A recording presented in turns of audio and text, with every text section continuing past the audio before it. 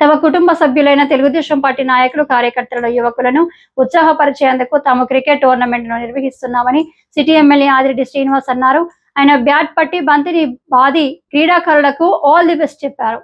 సుమారు 10 రోజుల పాటు పేపర్ మిల్లు సమీపంలోని లూథర్గిరి మైదానంలో జరగనున్న Rajahmundry city Telugu Desam party cricket టోర్నమెంట్ను ఎమ్మెల్యే ఆదిరెడ్డి శ్రీనివాస్ ముఖ్య అతిథిగా హాజరై ప్రారంభించారు. జట్లు ఎంపిక, మ్యాచ్ల డ్రా అనంతరం ఆయన మాట్లాడారు.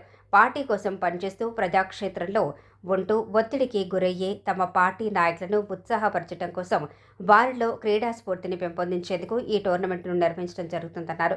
క్రీడలు సమాజ అభివృద్ధిలో, ఆరోగ్య సంరక్షణలో, యువతకి స్ఫూర్తి కలిగించడంలో ప్రధాన పాత్ర పోషిస్తున్నాయన్నారు.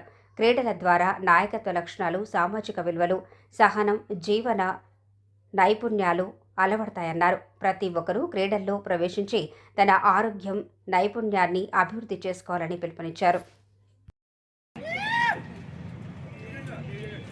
పోటీతత్వం ఎంత ముఖ్యమో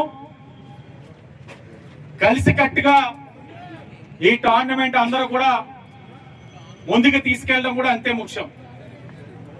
ఈ రోజైతే టోర్నమెంట్ కి అన్ని టీమ్స్ ని ఇన్వైట్ చేయలేదు, కానీ క్లోజింగ్ సెరమనీ 42 వాటిలో 16 మంది, అంటే తక్కువలో తక్కువ 700-800 మంది, 1000 మందితో క్లోజింగ్ సెరమనీ క్యాంప్ ఫైర్ తోటి మంచి మ్యూజికల్ నైట్ తోటి క్లోజ్ చేసే బాధ్యత నేను తీసుకున్నాను. పరిపాలన తొలి అడుగు, సూపర్ జిఎస్టి, సూపర్ సేవింగ్స్, రోజు ఏదో ఒక కార్యక్రమం చేయడంతో సరిపోతా ఉంది. మనిషి అన్నాక కాసంత కళాపోషణ కావాలి కాబట్టి, లేకపోతే మనిషికి గొడ్డికి కాసంత తేడా తెలియదు కాబట్టి ఈ టోర్నమెంట్